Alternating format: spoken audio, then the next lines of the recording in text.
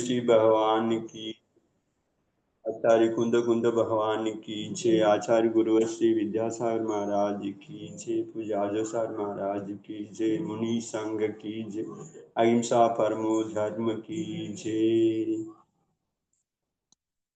நேற்று அந்த லங்காபுரி வாசி வைஷ்ணவனன் தசானன் கிட்ட தோத்துட்டு சிந்தனை பண்றான். என்னுடைய புண்ணிய கர்மம் பலவீனமாகி விட்டது. நான் தந்தம் உடைந்த யானை போல் ஆகிவிட்டேன். தாமரை இல்லாத குளம் போல் ஆகிட்டேன்.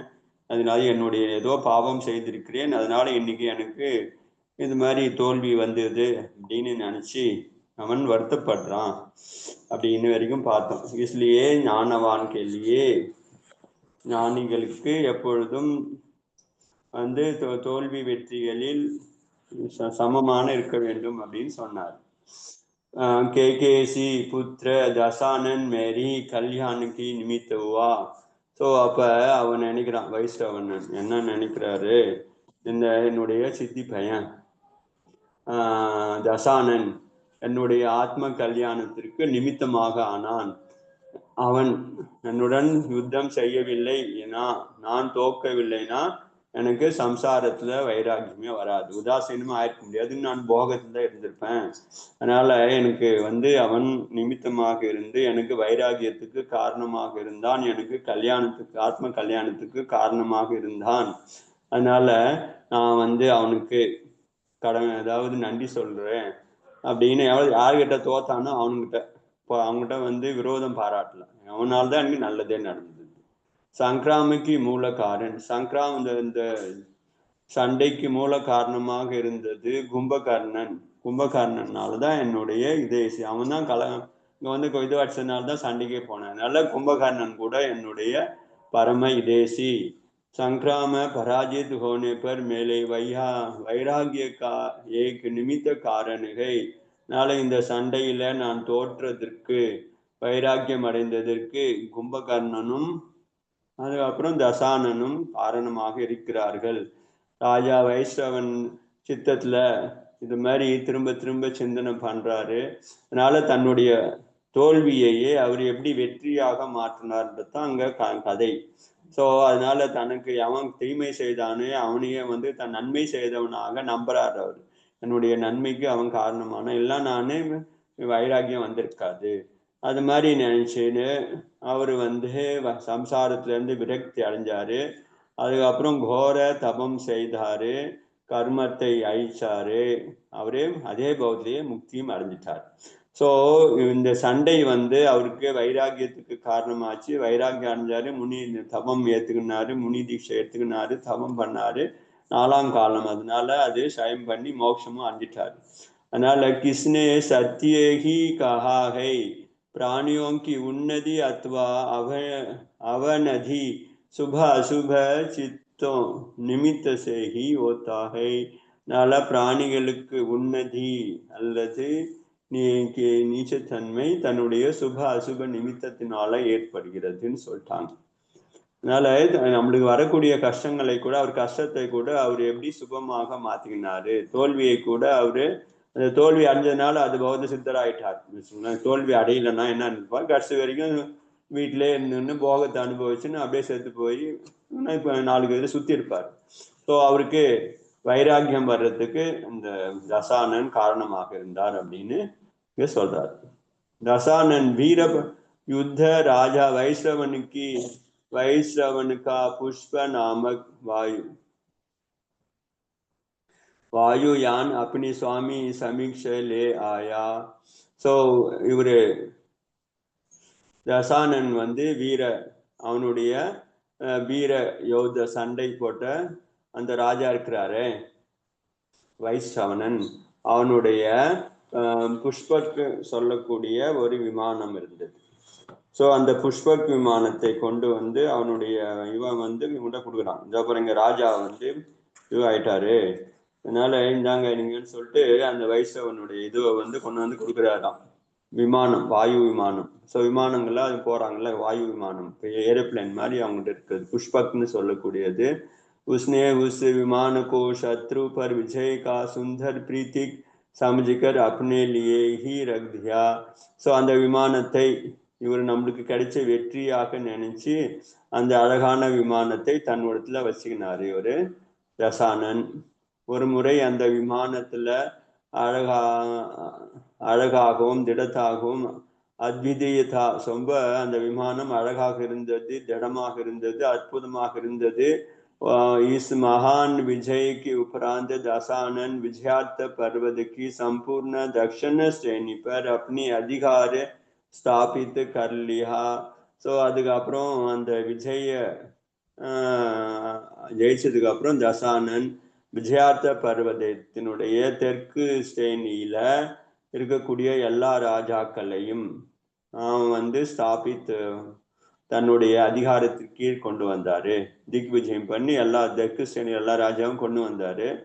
மார்கமே கைலாஷ पर्वत पर चक्रवर्ती हरिसेन द्वारा निर्मित करवाया गए मनोहरी चैत्यालयों की वंदना कर श्री समेत शिखर समीप सूर्यास्त होने पर वहां अपनी கடக் का शिविर स्थापित किया.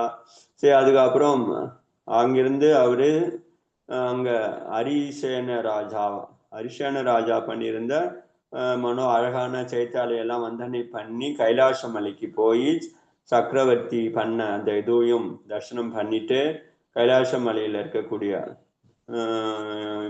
கோவில்களை எல்லாமே பார்த்துட்டு அங்கிருந்து வீடு திரும்புறாரு. அதுக்கப்புறம் சமயசிகர் மலைக்கு வராரு. சூரிய அஸ்தமனம் ஆயிடுது. சமயசிகர் கைலாச மலையிலேருந்து இதுக்கு வராது. சமயசிகத்துக்கு வரும்போது சூரியன் அஸ்தமனம் ஆயிடுறதுனால வெளியில ஃபுல்லா மலைக்கு போற தரிசனம் பண்ணல, வெளியிலே இறங்கி தங்கிடுறாரு. ராத்திரி நேரம் தசானன்னு ஸோ எல்லா ராத்திரி கழிஞ்சது. ஸோ அங்கே ரெஸ்ட் எடுத்துட்டு வெடிகாலம் சமயசிகர் மலைக்கு தரிசனம் பண்ணணும் அப்படின்னு நினைச்சு புறப்படுறதுக்காக சிம்மாசனத்துல உட்காந்து எல்லாம் தயாராகி உட்காந்து இருந்தாரு. அப்ப ஒரு சப்தம் வருது. என்ன அதுங்கடினா ஹட்டாத் அத்தியந்த ரௌத்ர துவனி சுனாயுது. ரௌத்ரமான சத்தம் அங்கிருந்து வருது. அது என்னப்பா சத்தம் அப்படின்னு சொல்லிட்டு எல்லா மக்கள் எல்லாமே பயம் அடைஞ்சிட்ட அளவுக்கு சத்தம் வந்தது. அதை உடனே தன்னுடைய சேனா இழந்து ஒருத்தர் அனுப்புகிறார். என்ன அது போய் பார்த்துட்டு வான்னு சொல்லிட்டு.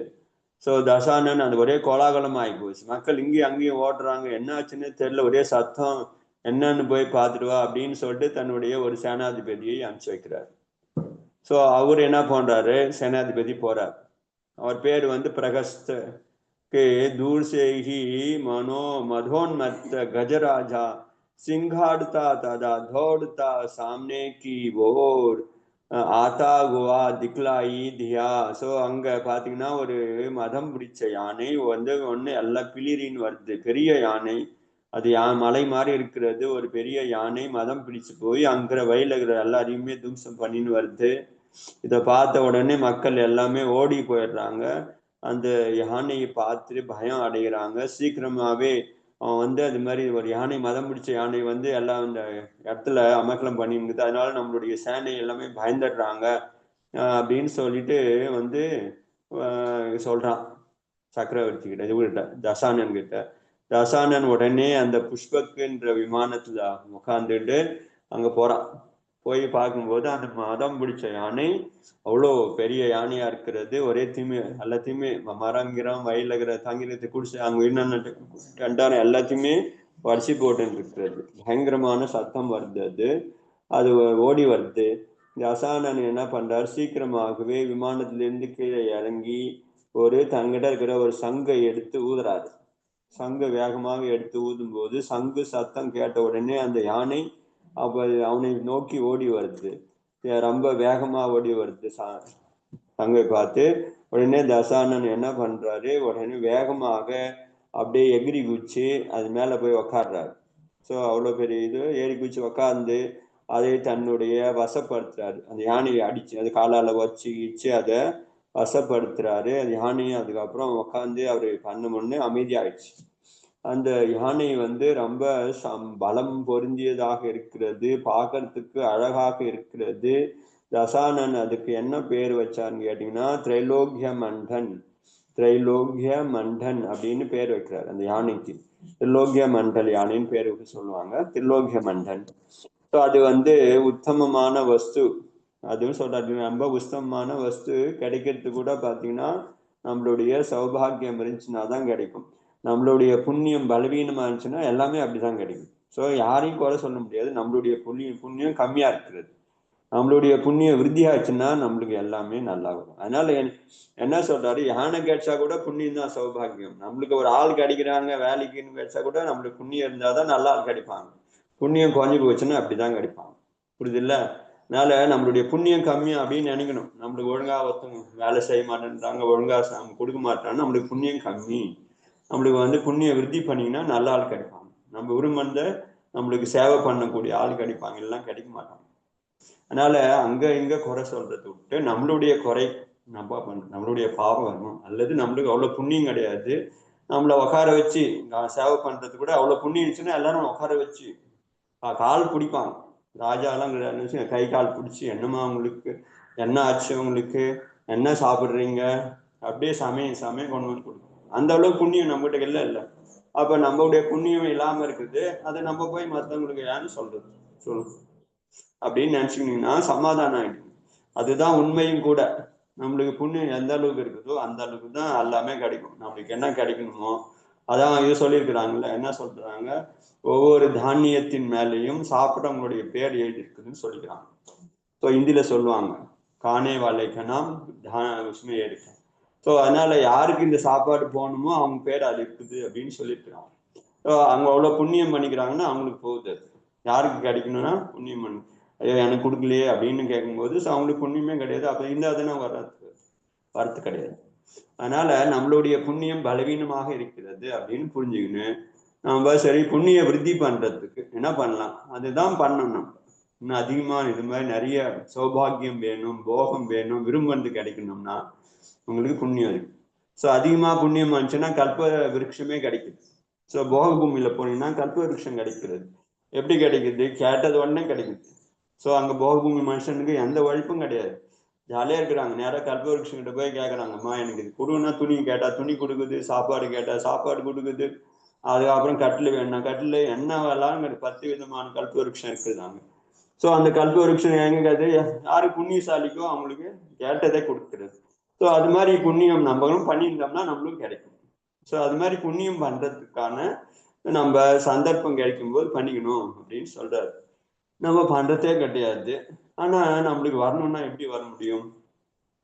दुर्भाग्य से समीपस्थ सुलभ वस्तु भी पिछुट जाते हैं. ஆச்சாரி சொல்றாரு, நம்ம கிட்ட துர்பாகியம் இருந்தது, புண்ணியம் கிடையாது, துர்பாகியம் இருந்ததுன்னா நம்ம கிட்ட இருக்கக்கூடிய வஸ்து கூட இருக்குது, அதாவது ரொம்ப விலை உயர்ந்த வஸ்து கூட நம்மளை விட்டுட்டு ஓடிக்கும், நம்மளை விட்டுட்டு கை விட்டு கை போயிடும் அப்படின்னு சொல்றாங்க. புண்ணியம் இருந்துச்சுன்னா நல்ல நல்ல பொருள்களை தேடி வருது.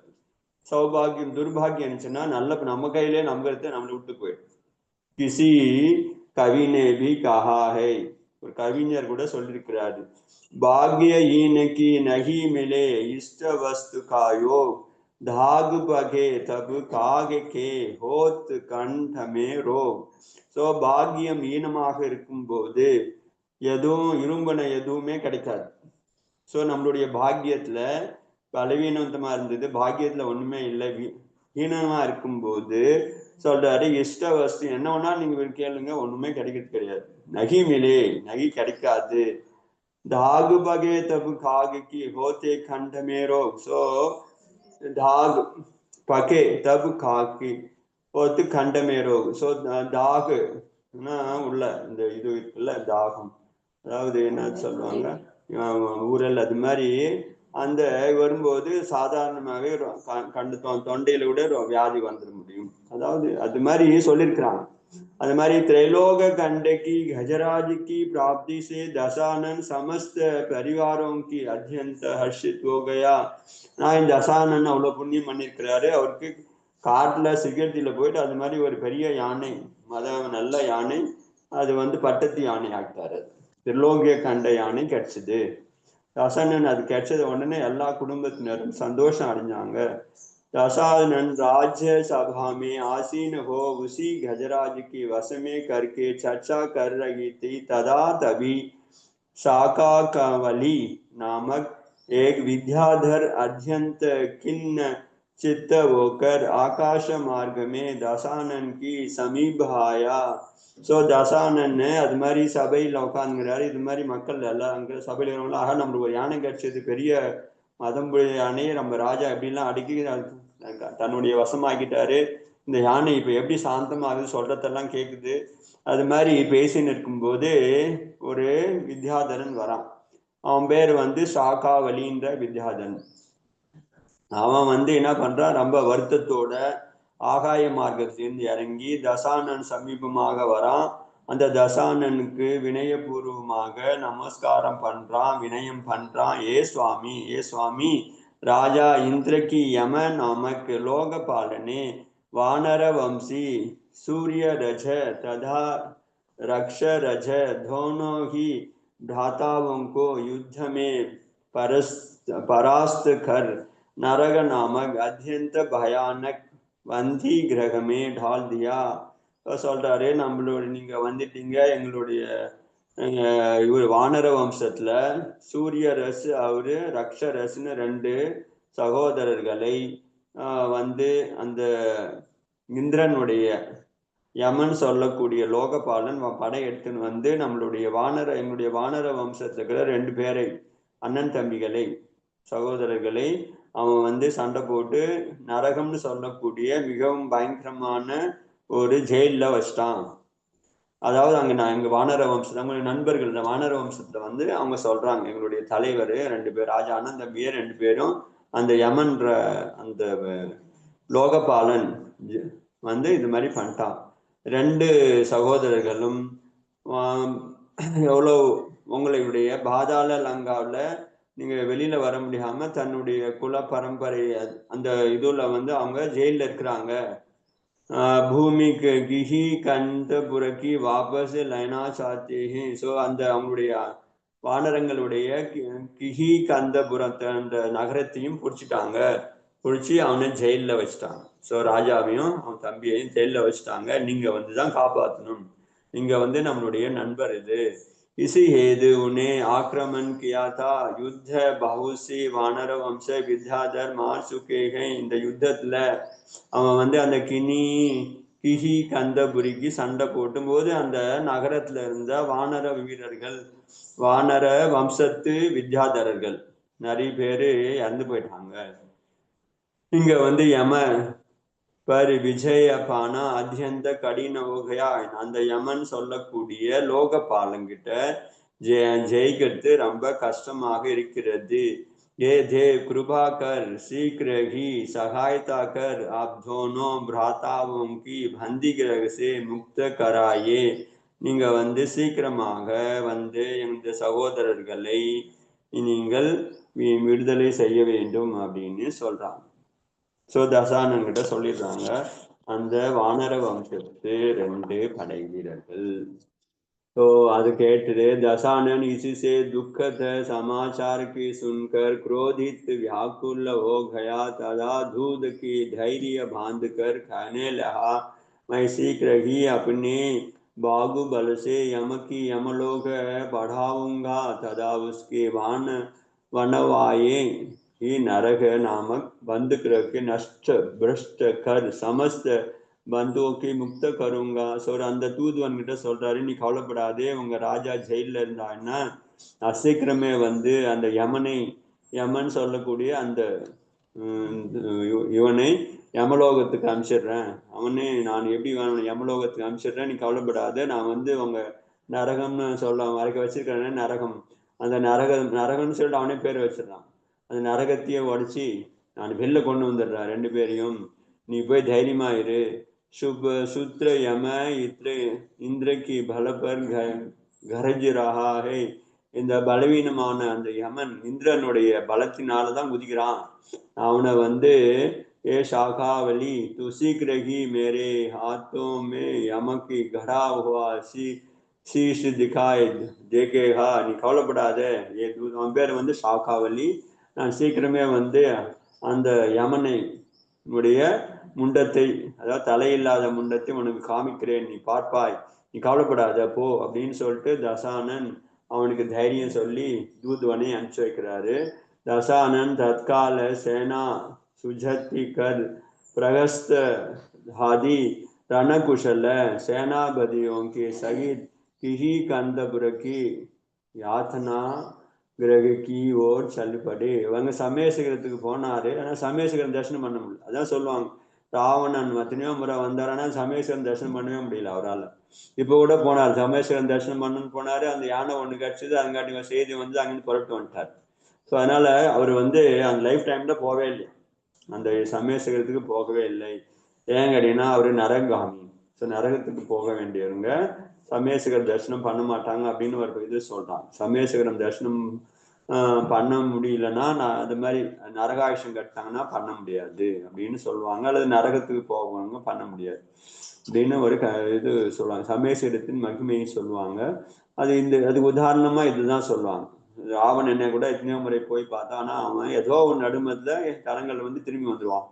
அது மாதிரி இந்த முறையும் பார்த்தீங்கன்னா சமயசிகரம் போகணும்னு சொல்லிட்டு போனாரு. அதுங்காட்டியும் அவருடைய நண்பன் கந்தபுரத்துல ராஜாவை ஜெயிலில் போட்டாங்க, அந்த நகரத்தை பிடிச்சிட்டாங்க அப்படின்னு செய்தி கேட்டு தன் சீக்கிரமாகவே அங்க அந்த நகரத்தை நோக்கி போறான். समस्त चैतन्य धल शीघ्र की किन्नी कंदपुर की निकट जा पहुंचे. எல்லாருமே படையை அங்க போச்சு.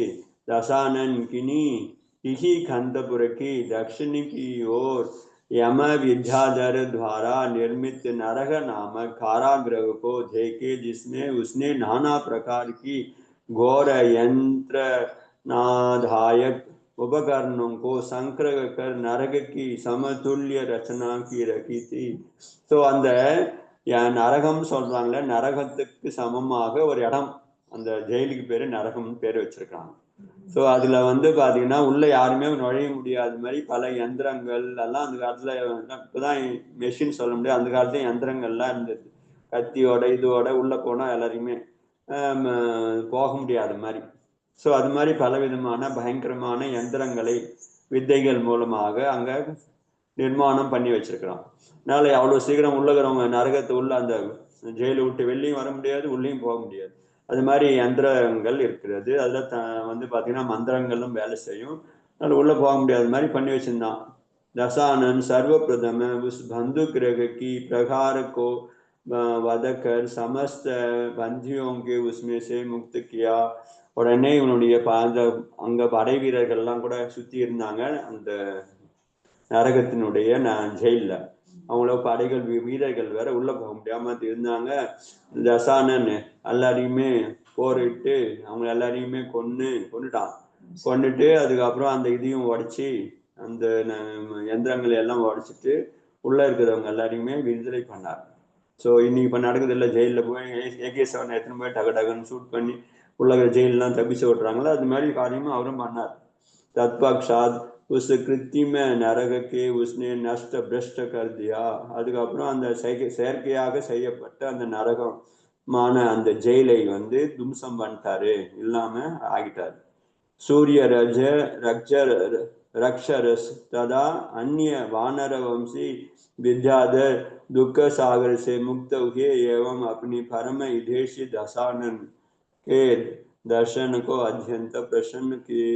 ஸோ அந்த சகோதரர்கள் சூரியரஜ ரக்ஷரஜ் அப்படின்னு சகோதரர்கள் மற்றும் அந்த அவங்களோட கைதி ஆகி உள்ள ஜெயிலில் இருந்த வித்யாதரர்கள் அவ்வளோ துக்கத்துல இருந்தாங்க. எப்படிப்பா நான் வெளியில போறோம் அப்படின்னு இருந்தவங்க துக்கம் நீங்கி முக்தி அந்த துக்கத்துல இருந்து விடுதலை ஆகி வெளியில வந்து தசானனை தன்னுடைய நண்பனாகவே நினைச்சாங்க. ரொம்பவும் சந்தோஷப்பட்டாங்க. அவனை பார்த்து அவங்ககிட்ட நட்பு பாராட்டினாங்க. पर चक्र की निकट आया देखकर महामानी यम चैतन्य दशानन ने युद्ध करने की सन्मुख प्रशस्त हुआ एवं दोनों पक्षों से घोर युद्ध हुआ. ஸோ அது மாதிரி அந்த ராவண தசானன் ஜெயிலை உடச்சிட்டாரு, நம்ம நரக ஜெயிலை உடச்சி எல்லாரையும் வெளியில வந்துட்டாரு அப்படின்னு கேள்விப்பட்டு அதுக்கப்புறம் நம்மளை நோக்கி வராரு சண்டை போறதுக்குன்னு கேட்டு அந்த நகரத்துல இருந்த அந்த அவனுடைய படைகளோட வெளியில வராரு, சண்டை போடுறாங்க. ரெண்டு பேருக்கும் தசானனுக்கும் அந்த யமன் சொல்லக்கூடிய அவனுக்கும் சண்டை நடக்கிறது. அங்க பயங்கர கோரமான சண்டை நடக்கிறது. விபீஷணன்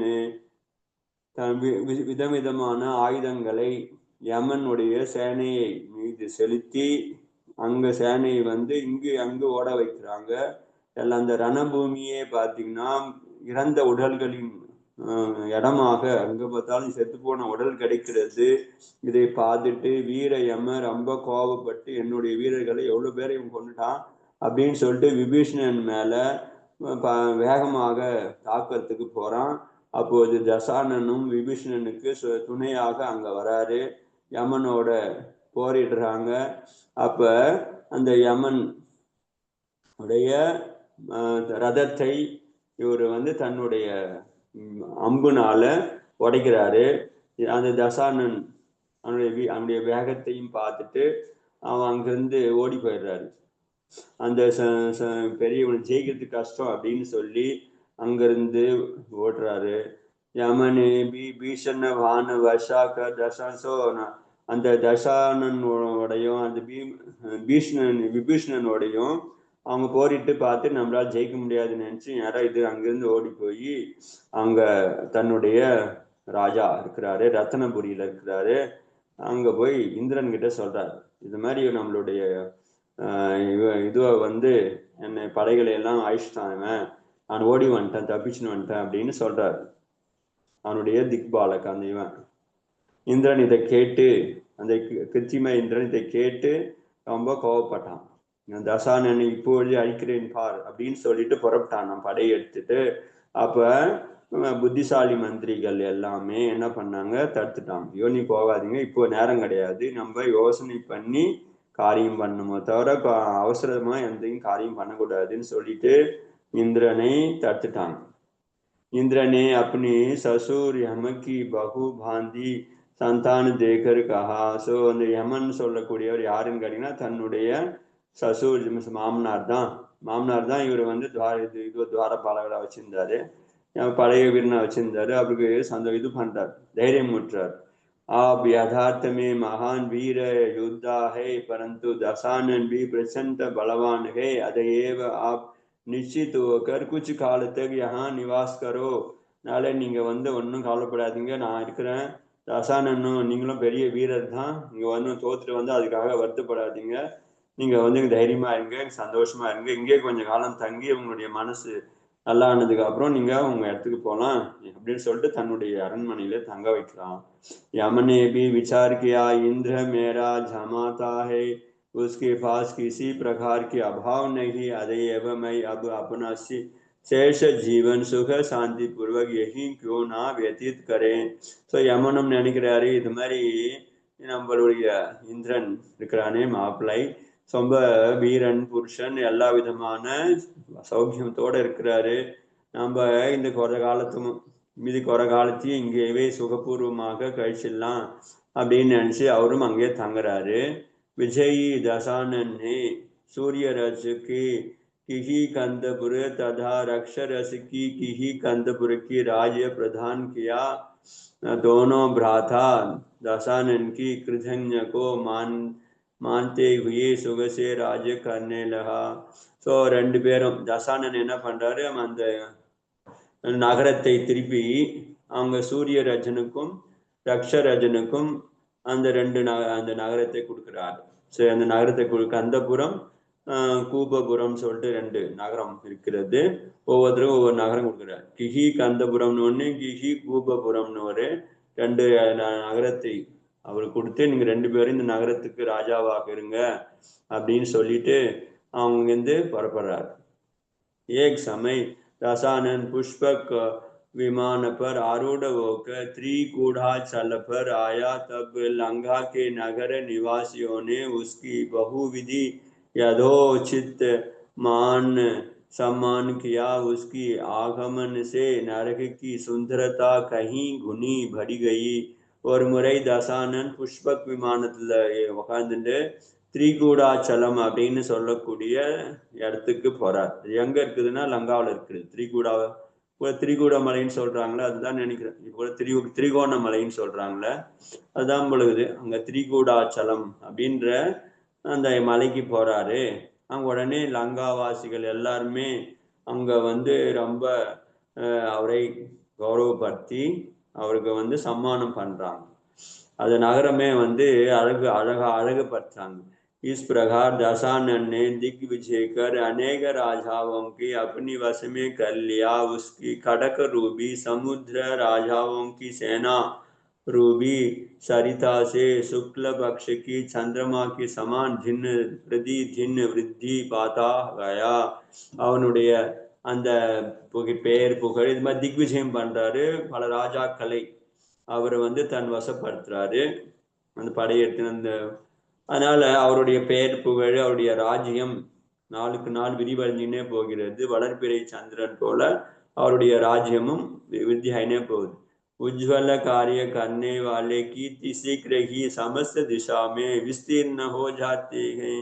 அதனால உயர்ந்த காரியங்களை செய்யக்கூடிய மனிதனுடைய பெயர் புகழ் சீக்கிரமாகவே எல்லா திசையிலும் போயிடுது. शत्रुओं की निर्मूल होना तथा अनेक संपदाओं की प्राप्ति ऐसी महापुरुषों की अध्यत सुलभ होती है. शत्रुவை நிர்மலமாக்கி விட்டு அநேக விதமான சம்பத்திகளை பிராப்தி அடைஞ்ச மகாபுருஷர்கள் மிகவும் அங்க சுலபம். ஸோ அவங்களுக்கு வந்து மகாபுருஷர்களுக்கு ரொம்ப சுலபமா கிடைக்குது. ஸோ மகாபுருஷர்கள் யாருன்னு கேட்டீங்கன்னா கொஞ்சம் முயற்சி பண்றாங்க, ஆனா புண்ணியம் அவ்வளவு விருத்தி, அவ்வளவு புண்ணியம் இருக்குது. சலகா புருஷர்கள் சொல்றாங்கன்னா 63 சலகா புருஷர்கள். அது மாதிரி அதுலதான் ஒருத்தர் வராரா இவரு ராவணன். ஸோ அவரும் பாத்தீங்கன்னா ருதிநாராயணன், அவருக்கும் ஏகப்பட்ட புண்ணியம் இருக்குது. போன ஜென்மத்துல அவ்வளவு தபம் பண்ணி புண்ணியம் சேர்த்துக்கிறாரு. அந்த புண்ணியத்தினால அவருக்கு விரும்பினது எல்லாமே சுலபமாக கிடைக்கிறது. एक सब पुण्य की ही महात्म्य है. எல்லாமே புண்ணியத்தினுடைய பெருமை. அதனால புண்ணியத்தினால என்ன கிடைக்குதுன்னு கேட்டீங்கன்னா, உலகத்துல நீங்க மோட்சம் கிடைக்குதோ இல்லையோ, ஆனா உலகத்துல விரும்பின பொருள் அத்தனையுமே கிடைக்கிறதுக்கு புண்ணியம் தான் காரணம். ஸோ நல்ல உடல், நல்ல ஆயுள், நல்ல குடும்பம், நல்ல வைபவம், நல்ல போகம் எல்லாத்துக்குமே புண்ணியம் தான் ஆதாரமாக இருக்கிறது அப்படின்னு சொல்றாரு. புண்ணியம் உள்ளவர்களுக்கு இந்த உலகத்திலேயே சொர்க்கம் பார்க்க முடியும். புண்ணியம் இல்லைன்னா இந்த உலகத்திலேயே நரகம் தெரிய ஆரம்பிக்கும் அப்படின்றது இங்க சொல்லப்படுது. அது 4வது அதிகாரம் முடிஞ்சது. 5வது அதிகாரம். इही कंदपुर की वानर वंशी राजा सूर्य रज की रानी चंद्र मालिनी की गर्भ में 2 पुत्र उत्पन्न हुए. श्रेष्ठ पुत्र का नाम वाली है और कनिष्ठ पुत्र का नाम सुग्रीव था. இப்ப அந்த 2 பேரையும் அவரே உட்கார வச்சுட்டு போனார். கிஹி கந்தபுரத்துல வந்து யாரு, சூரிய ராஜா, சூரியரஜ் அப்படின்னு சொல்லக்கூடியவன் தான். இப்ப அவன் வந்து அந்த யமராஜா கிட்ட இருந்து அந்த காப்பாத்தி ஜெயில இருந்து மீட்டு அவரை கொண்டு போயிட்டு ராஜா வச்சுட்டு போனார். அந்த சூரியரஜனுடைய மனைவி பேர் வந்து சந்திரமாலினி. அந்த சூரியரஜனுக்கும் சந்திரமாலினிக்கும் 2 மகன்கள் பிறக்கிறாங்க. முதல் பையன் பேர் வந்து வாலி, முதல் புத்திரன் பேர் வந்து வாலி, சின்னாவது புத்திரன் வந்து சுக்ரீவன். सो वाली सुग्रीवन इनकी श्री प्रभा नामक एक अनुजा थी जो रूप सौंदर्य से साक्षात लक्ष्मी थी. सो மூன்றாவதாக ஸ்ரீ பிரபா அப்படின்னு சொல்லக்கூடிய ஒரு பெண் இருந்தால். அவள் வந்து அழகுல வந்து சாக்ஷாத் லக்ஷ்மிக்கு சமமா இருந்தாங்க, அவ்வளவு அழகாக இருந்தாள். வாலி சுக்ரீவனுக்கு தங்கை. दोनों भ्राता अत्यंत रूपवान तथा वीतराग धर्म में अनुयायी थे. அதனால அந்த புராணங்கள்லாம் படிக்கும்போது வாலி வந்து அவருக்கு பண்ணார் பூஜை, சிவனுக்கு பூஜை பண்ணாங்க அப்படிலாம் கதை வருது இல்ல. இங்க என்ன சொல்றாரு, 2 பேருமே வாலியும் சரி சுக்ரீவனும் சரி வீதராக தர்மத்துல, பகவான் சொன்ன தர்மத்துல அதை அனுயாயி, அதாவது அதை கடைபிடிப்பவர்களாக இருந்தார்கள். அதாவது ஜென தர்மத்தை கடைபிடிப்பவர்களாக ஜெயினா இருந்தாங்க. यार वालियम सुग्रीवनम. विद्याधर वंश की प्रधानुसार ये दोनों भ्राता अनेक विद्याओं को वेता थे. विद्याधर वंशத்து பிரதானுசார் அவங்களுடைய பரம்பரைப்படி இவர்கள் வந்து பலவிதமான வித்தைகளை சித்தி பண்ணி வித்தைகளுக்கு ராஜாவா இருந்தாங்க.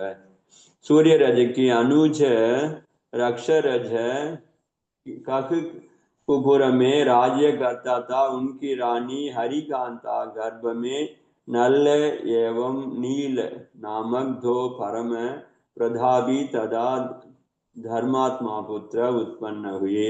ஸோ அண்ணன் வந்து கிஹி கந்தபுரத்துல இருந்தாரு. தம்பி வந்து கிக குபூரம் பூபுரத்துல இருந்தாரு. அவர் தம்பி வந்து ரக்ஷரசன் பேரு. அந்த ரக்ஷரசனுக்கு மனைவி பேரு வந்து அரிகாந்தா. அவங்க அரிகாந்தாவுக்கும் ரஜரக்ஷனுக்கும் கூட 2 பேர். அண்ணனுக்கு 2 பசங்க, ஒரு பொண்ணு. தம்பிக்கும் பார்த்தீங்கன்னா 2 பசங்க பிறந்தாங்க கர்ப்பத்துல. ஒருத்தர் பேர் வந்து நலன், இன்னொரு பர்த்தர் வந்து நீலன். ஸோ நலன் நீலன் அப்படின்னு 2 பேர். ஸோ நலன் ஃபேமஸ், சண்டையெல்லாம் வரும் அது மகாராமாயணம். ஸோ நலன் நீலன் அப்படின்னு 2 விதமான பிரதாபம் இருந்தாங்க. அவங்க 2 பேருமே பார்த்தோமா தர்மாத்மாவா இருந்தாங்க. தர்ம காரியத்துல தர்மாத்மாவா இருந்தாங்க. सूर्य रज दीर्घ काल तक सुख से राज्य कर संसार से उदासीन ओ ज्येष्ठ पुत्र वाली को राज्य प्रदान कर विगिधा मोह नामक मुनि से दिगंबर दीक्षा लेकर मुनि हो गए. ஸோ அந்த சூரிய ரஜன் அவன் வந்து ரொம்ப காலம், நீண்ட காலம் சுகமாக ராஜ்யத்தை அனுபவிச்சு அப்புறம் சம்சாரத்துல உதாசீனமாயி வைராக்கியம் அடைஞ்சி தன்னுடைய பெரிய மகன் இருக்கிறாரு வாலி. ஸோ வாலிக்கு ராஜ்யத்தை கொடுத்துட்டு விகித மோகன் சொல்லக்கூடிய ஒரு முனிவரிடம் சென்று திகம்பர தீட்சை எடுத்துக்கிறார். முனி ஆயிட்டார்.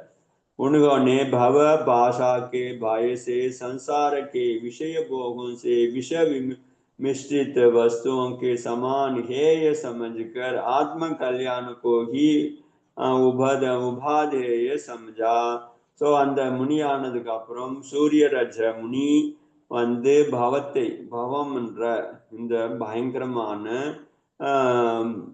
கடல் அப்படிங்கிறது பயத்துல வந்து இந்த சம்சாரம் வந்து விஷத்துக்கு சமமாக இருக்கிறது, போகம் இருக்கிறது. அது வந்து இனிப்பா இருக்கிற மாதிரி தோணானா அத்தனையுமே விஷயம் வந்து போகத்து வந்து விஷம் சமானமாக இருக்கிறது, விஷம் கலந்ததாக இருக்கிறது அத்தனை வஸ்துவுமே அப்படின்னு நினைச்சு அதுல வந்து ஹேய புத்தி வச்சு ஆத்ம கல்யாணத்துக்கான வழியை அவர் தேடினார்.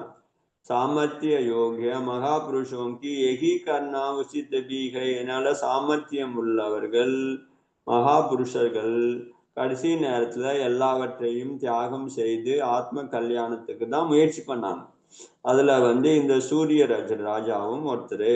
அதனால அவரு என்ன பண்ணாரு, இவ்வளவு காலம் நம்ம போகத்துல வீணாக விஷத்தை குடிச்சின்னு இருந்தோம், இனிமே வந்து இந்த விஷமே வேணாம் அப்படின்னு சொல்லிட்டு வீத்தராக முனியாகி அவரே தீட்சையாகி சாதனை இது பண்ணார், தபம் பண்ணார். ராஜா பாலி பதிவிரதா ராணி துருவா சஹித் சுகபூர்வக் கிஹி கந்தபுரக்கி ராஜ்ய கர்ணே லகே. ஸோ ராஜா வாலி இருக்கிறாரு, வாலி ராஜா தன்னுடைய மனைவி பதிவிரதை சொல்றாங்க, ராணி துருவான்னு பேரு அவங்களுக்கு, துருவாவோட சுகபூர்வமாக அந்த ராஜ்யம் பண்ணிட்டு இருக்கும் போது உஸ்கி சாசனமே பிரஜா பூர்ண ரூபசே சுகீதே. அவருடைய ராஜ்யம் சாசனத்துல வந்து எல்லா மக்களும் ரொம்ப பூர்ணமான சுகத்தோட இருந்தாங்க. सत्य ही कहा गया है कि पुण्य आत्माओं की संसर्ग में समस्त जीवों की सुख प्राप्त होता है. அதனால ஒரு சத்தியம், அது என்னது ஒரு நீதின்னு கேட்டீங்கன்னா, யார் புண்ணியாத்மாவினுடைய தொடர்புல வராங்களோ அவங்க எல்லாருமே சுகமாக இருப்பார்கள் அப்படின்னு சொல்றாங்க. அதனால ராஜா புண்ணியாத்மாவா இருந்தான்னா பிரஜைகளும் சந்தோஷமா இருப்பாங்க. ராஜா அநீதியா பண்றவனா இருந்தானா மக்களும் துக்கப்படுவாங்க.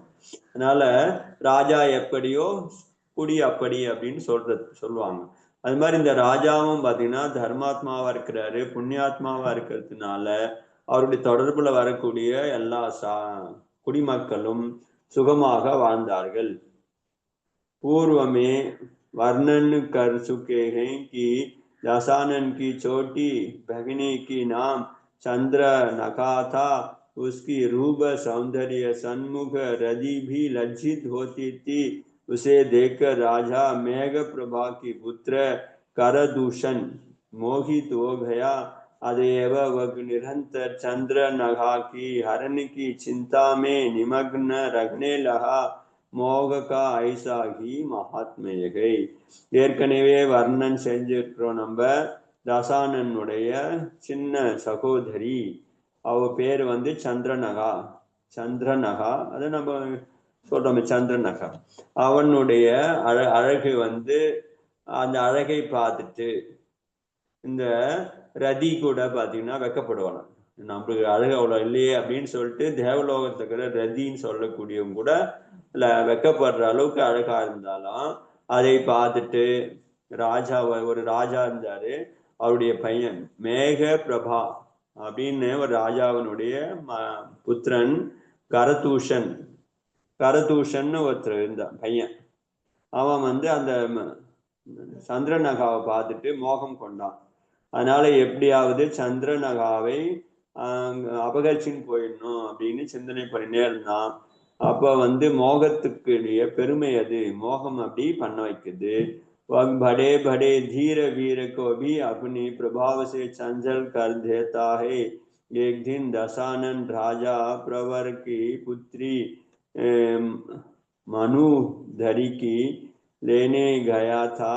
करदूषण भी उस उत्तम अवसर समझकर लंका से चंद्रनगा की हरण कर பாதாள லங்கா லே கயா. ஸோ ஒரு முறை என்ன, தசானன் இல்லை, அவன் வந்து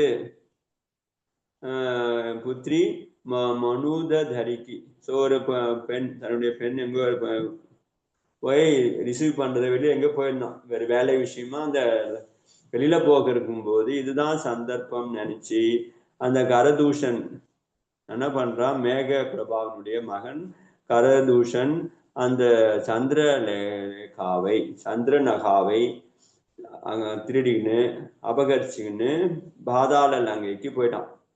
दशानन ने योद्धों ने चंद्रनगा की करदूषण द्वारा हरण की कई देखकर उसकी पीछा किया, परंतु विभीषण तथा कुंभकर्ण ने उसे महाबली समझकर अपने योद्धाओं को रोक लिया.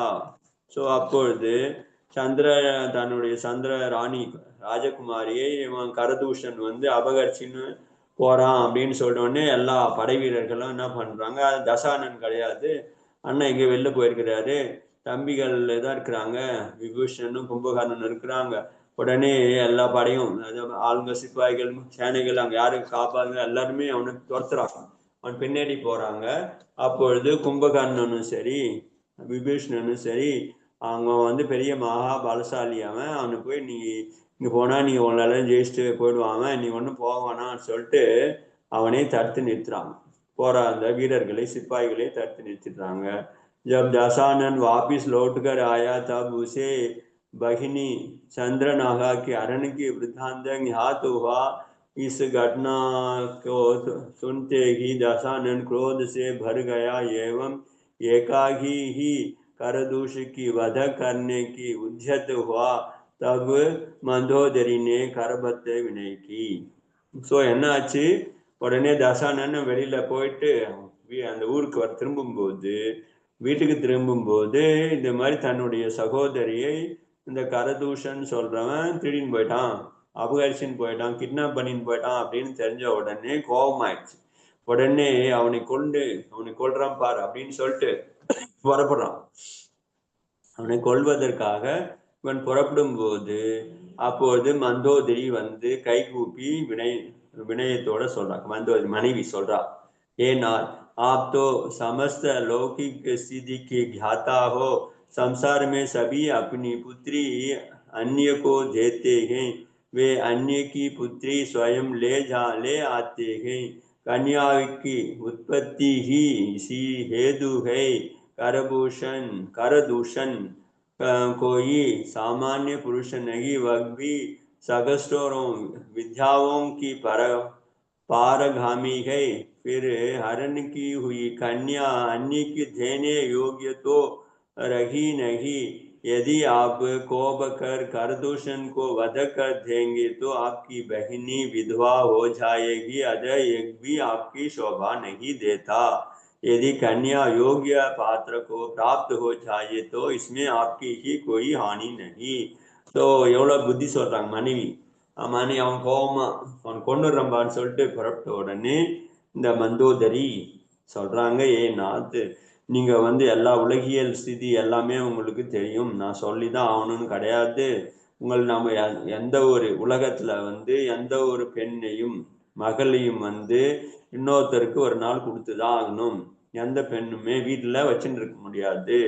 அவங்கள எத்தனை பெண் பிறகுறாங்களோ அவங்க இன்னொரு வீட்டுக்கு போய் தான் ஆகணும். அப்புறம் வந்து வேற ஒரு பெண்ணையும் நம்ம வீட்டுக்கு எடுத்துன்னு தான் வந்தாகணும். ஸோ இது நீதி. அதனால பெண்ணுக்கு வந்து ஒரே இடமே கிடையாது, 2 இடம் இருக்கிறது. ஸோ பிறந்த இடத்துல எப்பயும் இருக்க முடியாது, அவ இன்னொரு இடத்துக்கு தான் போய் ஆகணும். அதனால அந்த பெண்ணு வந்து இன்னொருத்தருக்கு கொடுத்துதான் ஆகணும். அதே மாதிரி இன்னொரு பெண்ணை நீங்க வாங்கி கொண்டுதான் நம்ம வீட்டுக்கு எடுத்துன்னு வருவாங்க. அதனால கன்னிகைகளுடைய உற்பத்தியே, பெண்ணுடைய உற்பத்தியே இதே நிலைதான் இருக்கிறது. அவங்களுக்கு வந்து ஒரே இடம் கிடையாது.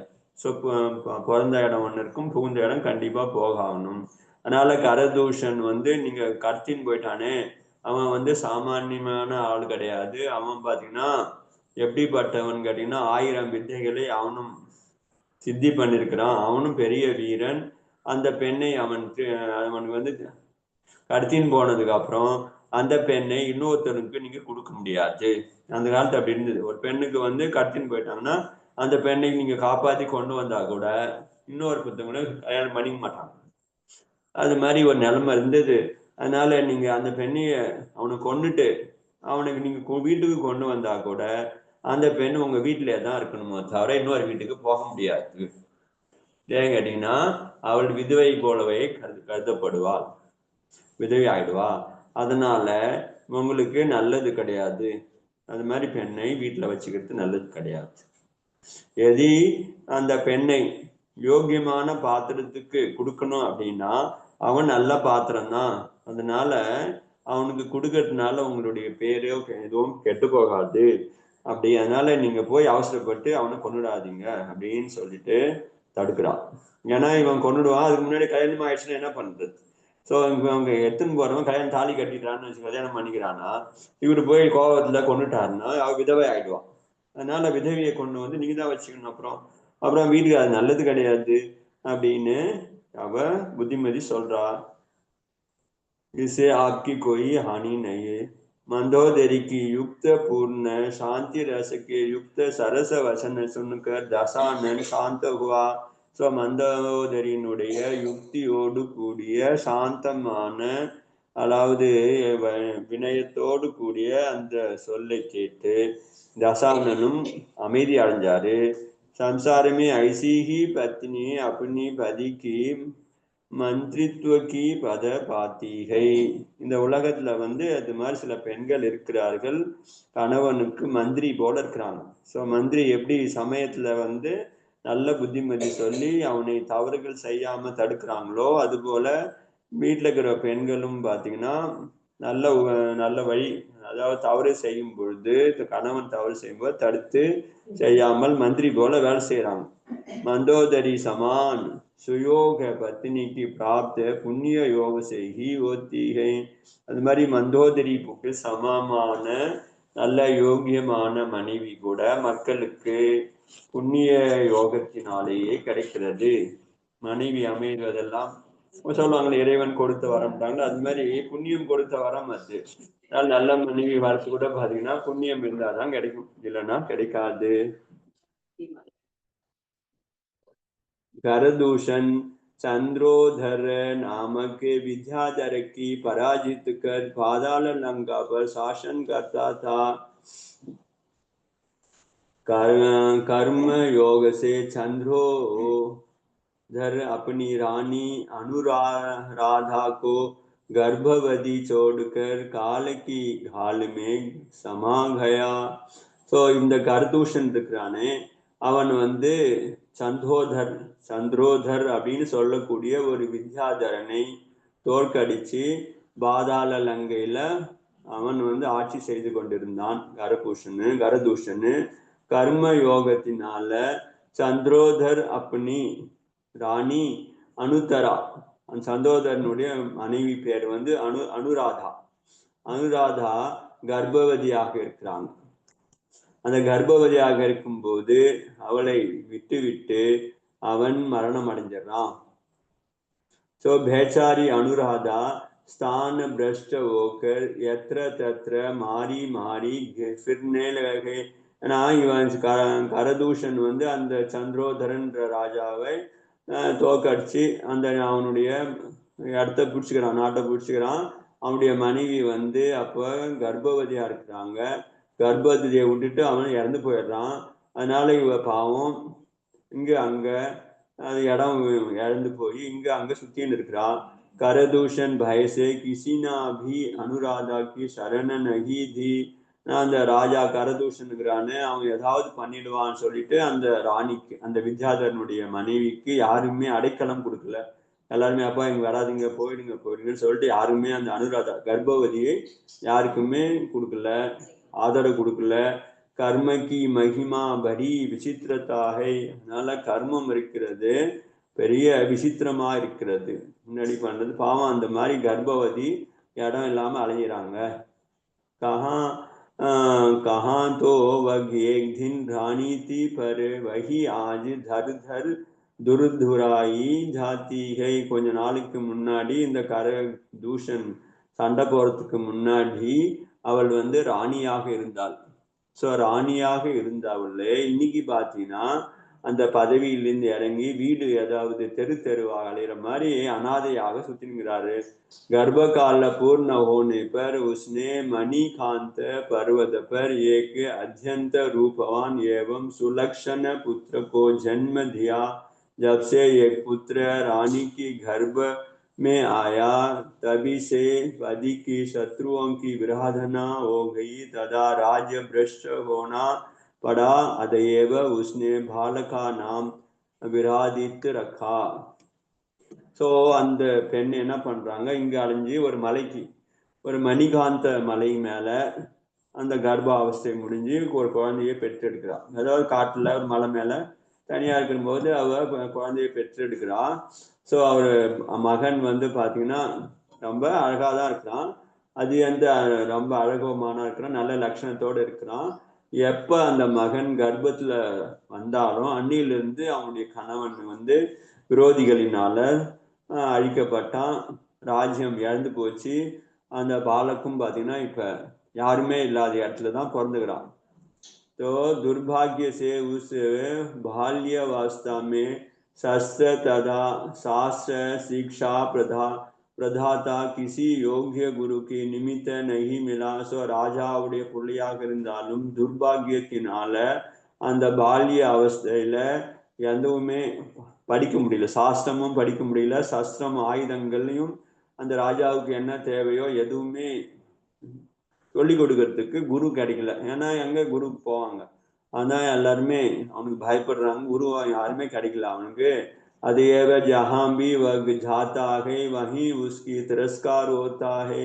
எங்க அவன் பையன் போனாலும் அவங்கள வந்து எல்லாருமே திரஸ்காரம் பண்ணுவாங்க.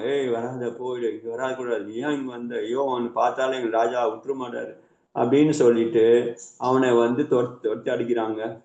निधान वग अध्यंत खिन्न चित्त होकर देश देशांतर में भ्रमण करने लगा. कभी सुमेर की वंदना करता, कभी युद्ध भूमि में जाकर अन्य अनेक विद्याधरों के साथ आकाश में युद्ध कैलाश का निरीक्षण करता था. तो அவனும் பார்த்தீங்கன்னா அந்த பையனும் பெரியவனாகி இப்போ நாடு நகரங்கள்லாம் சுற்றிங்கிறான். எங்கே அவனுக்கு வசதி கிடைக்குதோ அங்கே போய் சாப்பிட்டுன்னு அங்கே சுற்றிங்கிறான். சில சமயத்தில் வித்யாதரனா இருக்கிறதுனால சுமேரு மலைக்கும் போய் வந்தனை பண்ணிட்டு வரான். யுத்த பூமியிலையும் போய் சண்டை போடுற இடத்துலாம் போய் பார்க்குறான். ஆகாஷ்லையும் கைலாச மலைக்கும் போயிட்டு வரான். एक बार किन्हीं की ही कंदपुर की राजा भाली ने दशानन आज्ञा की उल्लंघन किया. तब उसने दूध द्वारा कगला भेजा, मैंने तुम्हारे पिता सूर्य रज को महाराज इंद्र की यम नामक लोकपाल की बंदी ग्रह से निकाल कर किसी कंदपुर की राज्य प्रदान किया. अतएव तुम हमारे घनिष्ठ मित्र हो. जिसकी ब्रह्म जाल में आकर तुम मेरा समस्त उपकार विस्मृत कर बैठे हो. ஒரு முறை என்ன, அந்த கிண்ணு கந்தபுரத்தினுடைய ராஜா பலி ராஜா இருக்கிறார், வாலி. ஸோ வாலி ராஜானன் வந்து தசானனுடைய கட்டளையை மீறிட்டார். அவர் சொன்னதை கேட்கல. ஒரு முறை அவர் சொன்னார், ஏதோ ஒன்று சொன்னாரு, தசானன் சொன்னதை இவர் வந்து கேட்கவே இல்லை. அதனால அவருக்கு கோபம் வந்துடுது. தசானனுக்கு, ராவணனுக்கு ஒரு தூதுவனை அனுப்புறாரு. அவன் வந்து சொல்றாங்க, உன்னுடைய தந்தை இருக்கிறாரு சூரிய ரஜன்ற தந்தை, இந்திரனுடைய யமன் சொல்லக்கூடிய லோகபாலத்தினால அவர் வந்து நரக சொல்லக்கூடிய ஜெயில இருந்தாரு. எங்க ராஜா தான் உங்களை வந்து உங்க அப்பாவை அந்த ஜெயிலில் இருந்து மீட்டு இந்த நகரத்துக்கு ராஜாவாக்குனாரு. அதனால நீங்க வந்து என்னுடைய ராஜாவுக்கு நண்பர் நீங்க. ஆனாலும் ஏதோ ஒரு பிரம்மை காரணமாக நீங்கள் செய்த உபகாரத்தை மறந்து போயிட்டீங்க. முஜிசே பராங்முக ஓகையாகோ, அதனால என்னுடைய ராஜா சொல்றதை நீங்க கேட்கல. அவர் சொல்லாம நீங்க வந்து அவர் சொல்ற உங்க இஷ்டத்துக்கும் பண்றீங்க, ராஜாவுக்கு மதிப்பு கொடுக்கல. तुम्हें ऐसी धृष्टता करना उचित नहीं. अब तुम शीघ्र मेरे निकट आकर मुझे प्रणाम कर मेरे आधीन स्वीकार करो, तथा अपनी बहिनी श्री प्रभा को भी मुझे परणा दो. यदि तुम्हें एक प्रशस्त स्वीकार ना हो तो शीघ्र शस्त्र लेकर युद्ध के लिए प्रशस्त रहो. ஸோ என்ன சொல்றாரு, உடனே நீ வந்து புறப்பட்டு வரணும், வந்து என்னை வந்து நமஸ்காரம் பண்ணி எனக்கு நான் சொல்றதை செய்யணும். நீ அப்படி இல்லை அப்படின்னா என்ன பண்ணுவேன் அப்படின்னு கேட்டீங்கன்னா, சண்டை போடணும். நீ வந்து சண்டை போடு, ரெண்டுத்துல ஒண்ணு சண்டை போடு, இல்லை வந்து சரணடை அப்படின்னு சொல்லிட்டு தூதுவன் மூலமாக வாலிக்கு வந்து செய்தி அனுப்புறாரு. दूध मुख से दशानन की संदेश सुनकर भाली कुछ क्रोधित हुआ. फिर विचारने लगे कि शेष प्रस्ताव तो उचित है, परंतु मैं देव शास्त्र और गुरु की अतिरिक्त अन्य किसी को प्रणाम नहीं करूंगा. तब सोचकर भाली ने दूसरे से कहा, मैं तेरे स्वामी दशानन को युद्ध करने की प्रस्तुत हूँ. ஸோ இவருடைய நியமம் என்னது அப்படின்னு கேட்டீங்கன்னா, வாலி அவரு தேவசாஸ்திர குருவை தவிர வேற யாரையும் வணங்குவதில்லை அப்படின்னு நியமம் எடுத்திருக்கிறார். ஸோ அப்படிப்பட்டவர் நானும் போய் இந்த தசானனை போய் வணங்குவதா, நான் வந்து அப்படின்னு சொல்லிட்டு அவருக்கு கோபம் வந்தது. தூதுவன் சொன்னதை கேட்டு கோபம் வந்தது. என்னாலும் சிந்தனை பண்ணி சொல்றாரு, நான் வந்து உங்களுடைய சுவாமியுடன் தசானனுடன் யுத்தம் செய்யவே விரும்புகிறேன், போங்க அப்படின்னு சொல்லி அனுப்பிச்சிடுறாரு. दूधवन ने आकर भाली को उत्तर अयोध्या भांत दशानन की कव सुनाया. भाली की निर्भीक उत्तर सुनकर दशानन भी सेना एकत्रित कर किही कंदपुर आक्रमण करने की उद्यम हुआ. जब दशानन की सेना किन्हीं किंदपुर की निकट पहुंचे तब वाली भी उसकी युद्ध करने प्रस्तुत किया. एक देखकर उसकी नीति निपुण मंत्रियों ने कहा, हे स्वामी, अकारण युद्ध करने से कोई लाभ नहीं. पूर्व काल में बलशाली रणप्रिया युद्ध देखते ही क्षय को प्राप्त हुई. महाबली अष्टचंद्र विद्याधर जिसे अर्घ कीर्ति को पूर्ण संरक्षण प्राप्त था, वह भी மேகேஸ்வர் ஜெயக்குமார் கி ஹாத்தோ மே நிகித் ஹுவா. ஸோ என்ன சொல்றாரு, உடனே பலி சொன்னதை கேட்டு பலி வந்து சொல்லிட்டாரு, யுத்தம் பண்றதுக்கு ரெடி ஆகிறாரா, உங்களை வந்து வணங்கலாம் மாட்டாரு, நீங்க சொல்றதை கேட்க மாட்டார் அப்படின்னு சொன்ன உடனே இவருக்கு கோபம் வந்தது தசானனுக்கு. உடனே பெரிய படையெடுத்துன்னு அந்த கிஹி கந்தபுரத்துக்கு போறார், சண்டை போறதுக்கு, அவனை வாலியை வந்து கட்டுப்படுத்துறதுக்கு. அந்த சமயத்துல வாலியும் அந்த ராவணனோட சண்டை போறதுக்கு தயாராகி வெளியில வராரு. அது ரெடி ஆயிட்டாரு. அப்ப இதை பார்த்து அந்த நீதி நிபுணர்கள் மந்திரிகள் சொல்றாங்க ராஜா கிட்ட, ஏ சுவாமி, நீங்க காரணம் இல்லாமல் எதுக்காக அவங்ககிட்ட போய் இந்த மாதிரி இந்த மாதிரி சண்டை போட போறீங்க? நீங்க வந்து சண்டை போடுறதுல எந்த ஒரு லாபமும் கிடையாது. பூர்வ காலத்துல இது மாதிரி பலசாலியாக இருந்தும் கூட நிறைய பேர் வந்து யுத்தத்துல தோத்து போயிருக்கிறாங்க. மகாபலின்னு சொல்லக்கூடியவன் அஷ்டசந்திர வித்யாதரன் கூட அர்க்ககீர்த்தி கிட்ட வந்து தோத்து போயிட்டாரு. அதே மாதிரி மேகேஸ்வரன் வந்து ஜெயக்குமார் கிட்ட கையில தோத்து போனாரு. आदि प्रांत अब तो ज्ञानवान तथा देश काल की ज्ञाता हो दशानन महाभली एवं दुर्जय है। उसने आपकी पूर्वजों की संघ उपकार भी किया है, अतएव उससे संधि कर लेना ही योग्य है। हमारा इतनी ही प्रार्थना स्वीकार कर युद्ध रूपी संदेह तुला पर मत படியே. ஸோ மந்திரி சொல்றாரு, அதனால அவன் பெரிய ராவணன் வந்து பெரிய பலசாலி, தசானன் வந்து பெரிய பலசாலி, ஜெயிக்க முடியாதவன். அவங்ககிட்ட போயிட்டு நம்ம நீங்க ஜெயிக்க முடியாது, அதனால நம்மளுக்கு உன்னுடைய அப்பாவை அவர் ஜெயில இருந்து மீட்டு வந்தாரு, நம்மளுக்கு இந்த நாட்டை கொடுத்தாரு, அப்படிப்பட்ட உபகாரம் பண்ணவரோட நம்ம போய் ஏன் சண்டை போடணும், நீங்க அவனோட சமாதானம் ஆயிடுங்க, அதுதான் நம்மளுக்கு நல்லது, யுத்தத்துக்கெல்லாம் ஒன்றும் அவசியம் கிடையாது, நீங்க யுத்தம் பண்ணாதீங்க அப்படின்னு சொல்றான். स्वभाव से परम शांत वाले उसने चतुर मंत्रियों से बोला, हो सुयोग मंत्रियों, मैंने तुम्हारी सत्प्रसाद स्वीकार किया। मैं कुछ आत्म प्रशंसा नहीं करता, परंतु सत्य करता हूँ कि चाहूँ तो मैं दशानन की ससैन्य हथेली से मसल कर चूर चूर कर सकता हूँ, परंतु वह निर्दय निंद्य कर्म कौन करे। एक संसार केले की वृक्ष की समान सारहीन है, तथा जगत की समस्त जीवों की अपना जीवन प्रिय है. ஸோ உடனே மந்திரி கிட்ட பார்த்து சொல்றாரு, அவரு நீங்க சொல்றது சரி, ஆனால் ஆனால் என்னன்னு கேட்டீங்கன்னா, நான் வந்து என்னுடைய பலசாலம் பற்றி உங்களுக்கு தெரியாது, வாலி எப்படிப்பட்டவனா, அந்த தாசானனை நான் என்னுடைய கைகளாலே நான் அவனை பெசிஞ்சி தூள் தூள் ஆக்கிடுவேன், அவ்வளோ சக்தி என்கிட்ட இருக்கிறது. ஆனாலும் அந்த மாதிரி நிந்தமான காரியத்தை நான் செய்ய விரும்பல. இந்த சம்சாரம் வந்து பார்த்தீங்கன்னா வாழை மரம் போல, வாழை மரம் வந்து எதுக்குமே உதவாது, நீங்க வெட்ட அது மேல உருக்கி உருக்கி என்ன ஒண்ணுமே உதவாத மரம் அது. ஸோ அது வந்து எந்த வேலையும் செய்ய உதவாது மரங்க, அந்த மரம். அப்படிப்பட்ட வாழை மரம் மாதிரி இந்த சம்சாரம் இருக்கிறது. இந்த உலகத்துல வந்து எல்லா ஜீவன்களுக்கும் அதனுடைய வாழ்க்கை பிரியமானதாக இருக்கிறது. இந்திரிய ஜன்னிய சுக போக அபூர்ணகை அத்தையவ அஸ்திரகையினால இந்த இந்திரிய சுகம் இருக்கிறது, இது வந்து முழுமை இல்லாதது, அசத்தியமானது, அஸ்திரமானது. அசங்கியாத ஜீவன்களை வதம் செய்து நான் வந்து சம்சாரிக சுகத்தை இந்த அனுபவிச்சு கோர நரகத்துக்கு காரணமாக மாட்டேன். ஏனென்றால் நான் குருவுக்கு சண்முகமாக நியமம் எடுத்திருக்கிறேன். என்ன நியமம்னா, நான் உண்மையான பகவானு தேவ சாஸ்திர குருவை தவிர வேற யாரையும் வணங்குவதில்லை என்று.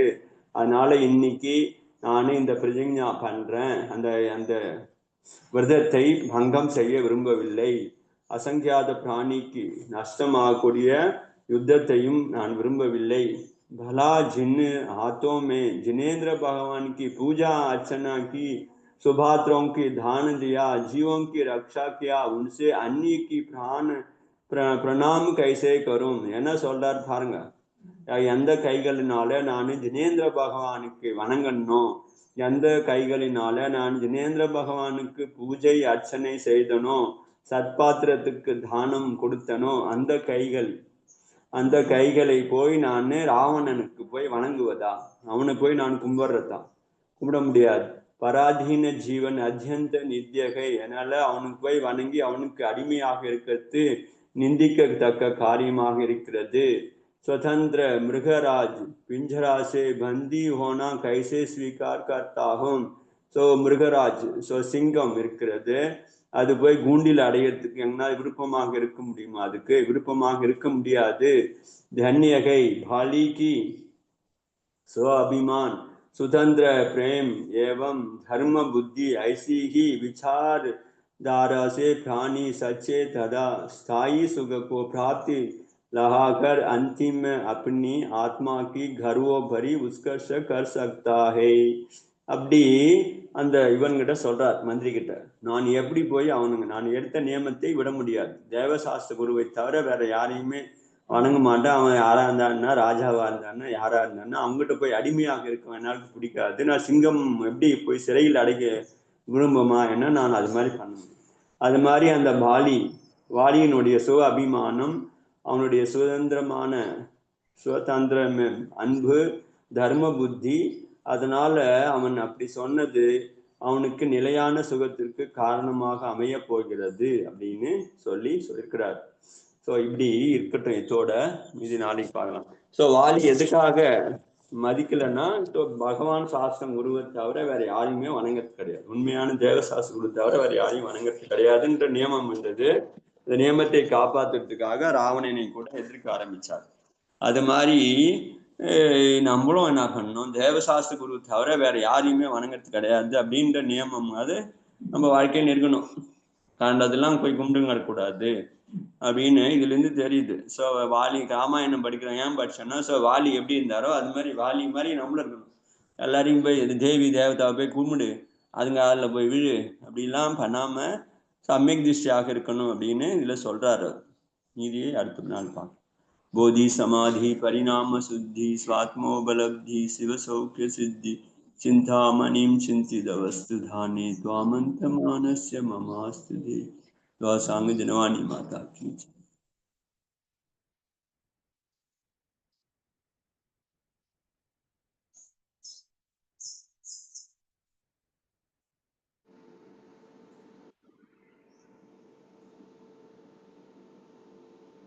புரியுதாகா தேவசாஸ்திர? புரியுதுஜி. ஒரே ஒரு டவுட்டு, எனக்கு ரொம்ப நாளா ஒரு டவுட் இருந்தது. அந்த டவுட் இன்னைக்கு இது கேட்கறப்ப இருந்தது. இந்த வாலி இது வந்து நிறைய தடவை சொல்லியிருக்காங்க, அந்த மாதிரி தேவசாஸ்திரம் மாதிரி வேற யாரும் வணங்க மாட்டா, அதனால அவர் வந்து போருக்கு இது பண்ணுன்னு. என்ன டவுட்னா, இப்போ ராவணன் வந்து அவரு அடிமையா இருன்னு சொல்றப்ப வந்து பகவான் மாதிரி அந்த ஸ்தானத்துல நான் வந்து வேற யாரையும் கும்பிட மாட்டேன் அப்படின்றது தானே ஜி. நம்ம இப்ப தேவசாஸ்திர குரு தான் பகவான் மாதிரி நான் அவங்கள நினைச்சு கும்பிட மாட்டேன் அப்படின்றதானே அர்த்தம் அந்த நேமத்துக்கு. பட் உபசாரத்துல இப்ப நம்ம சாதாரணமா எல்லாருமே வந்து உபசாரத்துல ஒரு ஒரு கவர்மெண்ட்னா ஒரு கண்ட்ரோல்னா ஒரு எக்ஸ்பெக்ட் கொடுக்க வேண்டியதா இருக்கு, ஒரு இதெல்லாம் இருக்கு இல்லையா, அது கீழே இருக்கிற மாதிரி இருக்கு இல்லையா எல்லாருக்குமே. அதனால இப்ப அந்த மாதிரி ஏன் அவர் எடுத்துக்கல, இது மாதிரி ஒரு ராஜா, நம்மளோட பெரிய ராஜா, சோ அதனால அவர் சொல்றது கேட்கணும் அப்படின்னு ஏன் அந்த ஆஸ்பெக்ட் அவங்க எடுத்துக்கல? நான் பகவான் தவிர யாரும் வணங்க மாட்டேன்னு நினைச்சிட்டது எதனால, என்ன ஏன் வந்து அந்த மாதிரி ஒண்ணு ராவணன் வந்து பகவான் சொல்லிட்டு அதே ஸ்தானத்துல ஒண்ணும் அவர் கும்பிட சொல்லலையே, ராவணன் அது மாதிரி சொல்லல இல்லையா? அதனால எந்த ஆஸ்பெக்ட்ல அவர் வந்து நான் பண்ண மாட்டேன்னு சொன்னதுன்றது ரொம்ப நாளா ஒரு டவுட் இருந்தது. இன்னைக்கு நீங்க சொல்றதுனால அந்த டவுட் கேக்குறேன். அதாவது வாலி வந்து பெரிய வீரன், அவன் சொன்னார்ல, இந்த ராவணன் எல்லாம் அப்படி தூக்கி மாதிரி அப்படியே அப்படிப்பட்ட வீரனுக்கு வந்து அது மாதிரி ஒரு நியமம் எடுக்கிறார். ஸோ நீ எடுக்கிற நியமம் தானே நம்மளுக்கு, நம்ம நியமம் வந்து நானும் பகவான் தவிர வேற யாரும் கை கூப்பி மாட்டேன் அப்படின்னு எடுத்துட்டாருன்னா, ஸோ அவன் யாரா இருந்தா என்ன கிடையாது, பகவானா அது குருவா சாஸ்திரம். ஸோ நியமம் வந்து எடுக்கிற நியமம் ஒட்டி தான் இருக்குது. நீங்க உங்க நியமம் வந்து நான் பகவானுக்கு வந்து இப்படி பக்தி பண்ணுவேன், அது மாதிரி மற்றவங்களுக்கு வந்து இப்படி கும்பிடுவேன் அப்படின்னு நீங்க எடுத்தீங்கன்னா நீங்க அது மாதிரி நீங்க ஃபாலோ பண்றீங்க. ஆனா அவர் எடுக்கும்போது அது மாதிரி எடுத்துட்டாரு.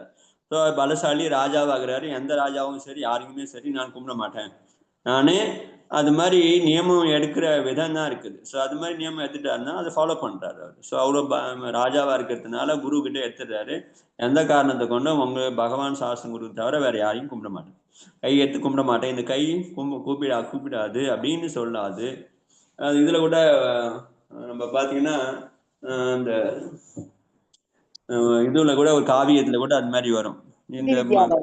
சுதி வித்யால வருது, அந்த இதுல வருது. சுதி வித்யால வந்து அது மாதிரி நான் கும்பிடணும்னா உங்களை தவிர வேற யாரையும் என் கை கும்பிடக்கூடாது, பாக்கணும்னா பகவான் சொல்றாங்க. அதேதான் கவுந்தி அடிகள் கூட சொல்லுவாங்க. இதுல கவுந்தி அடிகள் கூட சொல்லுவாங்க, என்னுடைய தலை யாருக்கும் வணங்காது அப்படின்னு சொல்லிட்டு அவங்க வந்து எடுக்கிற நியமம் தான் அது மாதிரி. ஸோ அந்த நியமத்தை காப்பாத்துறாங்க. ஸோ நீங்க வந்து அது மாதிரி நியமம் அது மாதிரி கட்டன் ரைட்டா நியமம் எடுக்கலன்னா உங்களுக்கு கிடையாது. நான் பகவானுக்கு நம்ம எடுக்கிற இந்த மாதிரி நியமம் எடுத்துக்காரு அவர், பகவான் தர வேற யாரு ராஜாவா இருந்தா கூட வேற எந்த ஒண்ணு காரணத்தினா கூட நான் கும்பிட மாட்டேன்றது அவரோட நியமம். அந்த நியமம் தான்.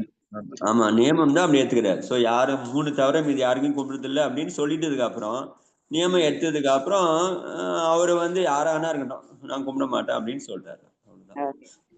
அவரு வந்து என்ன சொல்றாரு, என்ன சொன்னாருன்னு தெரியல, நீ வந்து எனக்கு இதுவா இருக்கணும், எனக்கு வந்து கும்பிடணும் அப்படின்னு சொல்றாரு. அப்ப இவரு வந்து அவரு சித்தர் அவங்க நம்ம நினைக்கிற மாதிரி சாமானியமா இப்ப நீங்க ஆபீஸ்ல போய் கும்பிடுறது அது மாதிரி கும்பிடுற அவன் ஆபீசர் வந்து நம்மள அடிமையாக்கணும் அப்படின்னு நினைக்கிறது கிடையாது. அவன் ஒரு ஃப்ரெண்ட்ல இருந்தாங்க. ஆனா அங்க வந்து ராவணன் என்ன போஸ்ட்ல என்ன மாதிரி நினைச்சான்னு கேட்டீங்கன்னா, இவன் வந்து எனக்கு என்னுடைய கீழ் அரசனாக இருக்கணும், சிற்றரசனாக இருக்கணும், அல்லது நான் சொல்றதை இவன் கேட்கணும், எனக்கு எப்பயுமே அடி பண்ணிடணும். அது மாதிரி அவன் அது மாதிரி ராஜானா அவன் வந்து எஜமானு அது மாதிரி எந்த ஒரு ஆங்கிள் அவன் பார்த்தான்னு தெரியல. அது மாதிரி இவர் செட் ஆகல, அதனால ஒரு முடியாதுன்றார், வேற ஒண்ணும் கிடையாது. Okay thank you. ஸோ நம்மளுக்கும் தெரியாது ராவணன் என்ன ஆங்கிள் பார்த்தான்னு தெரியாது. இல்லை ராவணன் வந்து எனக்கு சாமியா ஏத்துக்கோ அப்படின்னு சொல்றாங்கன்னா சாமியா ஏத்துக்குன்னு சொல்றான்னா அது முடியாதுன்றானுங்க. நீ சாமானியமா நீ கும்பிட்டு போ அப்படின்னு சொல்றான்னு சொல்லலையா அவன்? நீ வந்து என்னுடைய ஆணையை கீழ்ப்படிஞ்சு எனக்கு நீ சேவை செய்யணும் அப்படின்னு தானே சொல்றான் அவன். அப்ப வந்து அவன் வந்து விரும்பல வாலி. நீங்க சொன்ன மாதிரி அந்த ஒரு பாயிண்ட் ஓகே. அவரு பகவான் தவிர வேற யாரையுமே சேவகனா இருக்கிறதுக்கு விரும்பல. நான் தனி ராஜா என்னோட இதுக்கு, வேற எந்த ராஜ்யத்துக்கும் வேற எந்த ராஜாக்கு கீழே சேவகனா இருக்கிறதுக்கும் ஐ மீன் அவங்களுக்கு அடிமையா இருக்கிறதுக்கு விருப்பம் இல்லை. அந்த மாதிரி ஒரு வாழ்க்கை தேவையில்லை. யாரையும் நான் வணங்கவும் மாட்டேன், அவங்கள வந்து பாஷா நினைக்க மாட்டேன். ஸோ அது மாதிரி திடமா இருந்தாரு. ஸோ அது மாதிரி எடுத்தார் நியமம். ஸோ அந்த நியமம் தான் அதுக்கு அது பரிபாலன் பண்ணணும். ஓகே புரியுது. தேங்க்ஸ். ராவணன் பத்தி நீங்க கூட எடுக்கலாம் அந்த மாதிரி.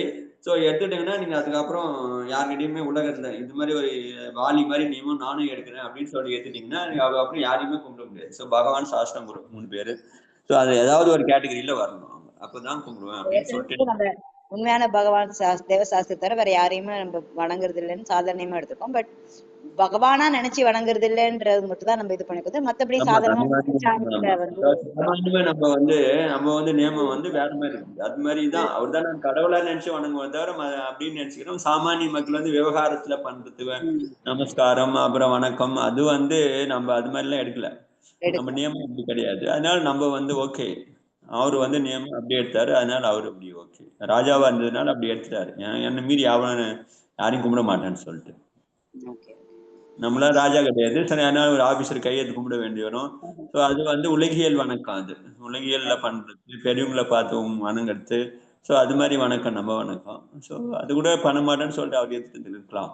தைரியம் பாருங்க, பகவான் தவிர வேற யாரையும் நான் இது பண்ண மாட்டேன்ப்ப எவ்வளவு தைரியம் வரணும். அதுக்கு அதான் அந்த வீரன்றது கரெக்ட்.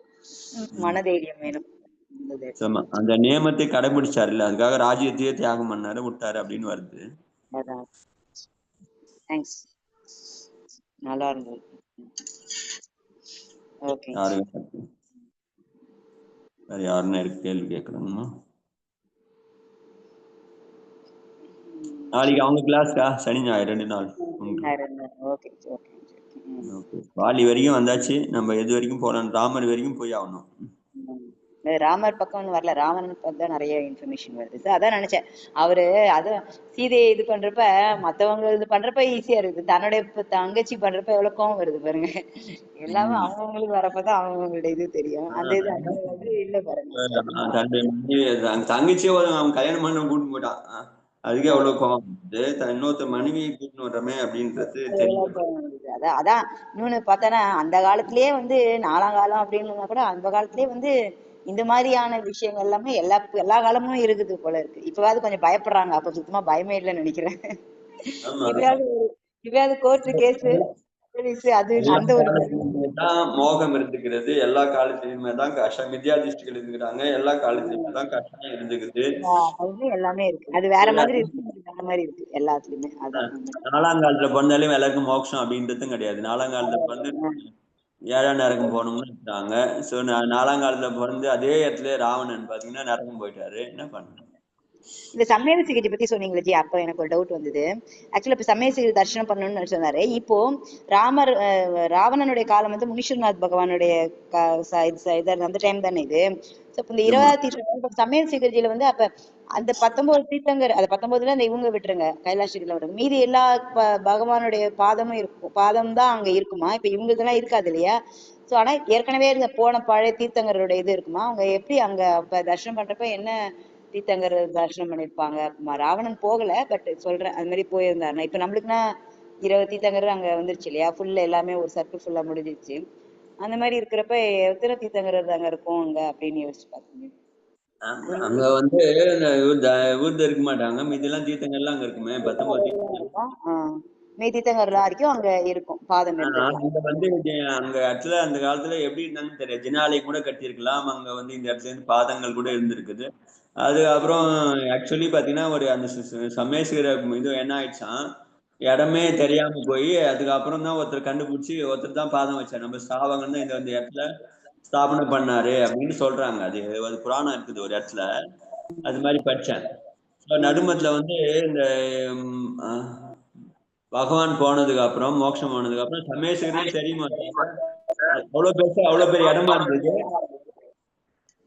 யார் எங்க மோட்சம் போனதுன்னு தெரியாதான்.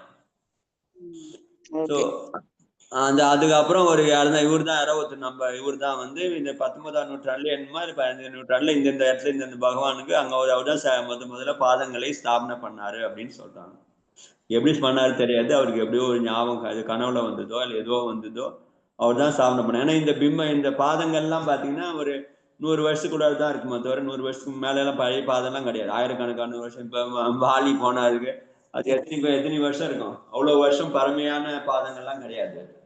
அங்க வந்து என்ன இருந்தது, என்ன சின்ன இருந்தது எதுவும் தெரியாது. ஆனா இதை வந்து ஸ்தாபனை பண்ணாங்க. அதாவது 19ஆம் நூற்றாண்டு 18 நான் கேள்விப்பட்டேன். அப்பதான் வந்து இந்த பாதங்கள் அமைச்சாங்க. சோ இந்த பாதங்கள் வந்து அதுக்கு முன்னாடி கோயில் இருந்ததா இல்ல வெறும் மலைதான் இருந்ததா அது தெரியாது. தெரியல. Okay okay, thank you G. Monday பார்க்கலாம் ஜி. சம்மை தர்ஷன் ஜெய் ஜனேந்திரா ஜி. வந்தனம் ஜி. ஜெய் ஜனேந்திரா. என் பண்ணிட்டுமா? பண்ணிடுங்க.